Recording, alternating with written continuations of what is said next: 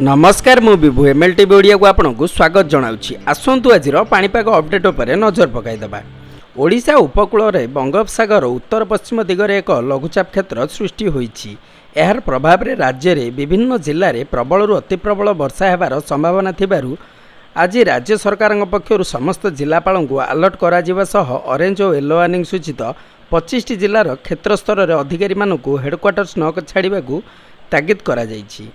राज्य स्वतंत्र relief commissioner Satyavrat Sahu आज प्रथम 3टी जिला और पर समस्त जिलार जिलापाल को लघुचाप जनित संभाव्य लगाण वर्षा नहीं सतर्क रहिबा को परामर्श देइछन्ति।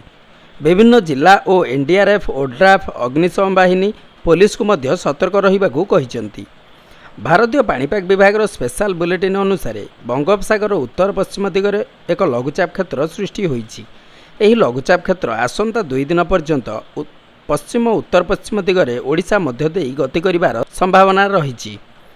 सेहीपरि 24 तारिख बेलू उत्तर पश्चिम बंगोपसागर और पार्श्ववर्ती पश्चिम केन्द्रीय बंगोपसागर अंचल में आउ एक लघुचाप क्षेत्र सृष्टि होबार संभावना रही। पाणीपाग विभाग सूचना आधार में 21 रु 25 तारिख पर्यंत 14 जिले में येलो वार्निंग और 11 जिले में ऑरेंज वार्निंग जारी करा जायछि। तेबे आसंतु नजर पकाईदेबा केउं जिला को येलो वार्निंग और ऑरेंज वार्निंग जारी करा जायछि।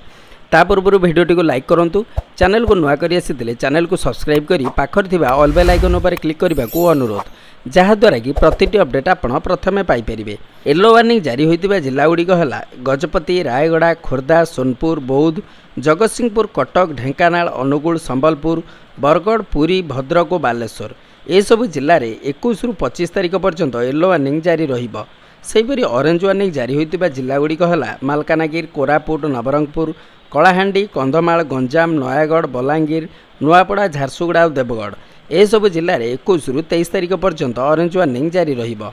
ऑरेंज और येलो वार्निंग जारी होता जिलागुड़िक प्रशासनिक विभाग माने जेकोसी संभाव्य परिस्थितिर मुकाबला पई प्रस्तुत रहिबाकू एसआरसी निर्देश देइछन्ति।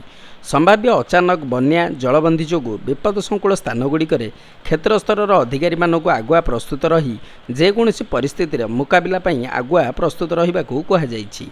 हेडक्वार्टर छाड़ी न जावाकू निर्देश देइछन्ति स्वतंत्र रिलीफ कमिशनर। असुरक्षित कच्चा घरे आश्रय न नेबाकू परामर्श मध्य देइछन्ति। तबे समुद्र अशांत रहुथिबारु 21 तारिख पर्यंत समुद्र भितरकू न जावाकू मत्स्यजीवी मानकू संपूर्ण बारण करा जायछि।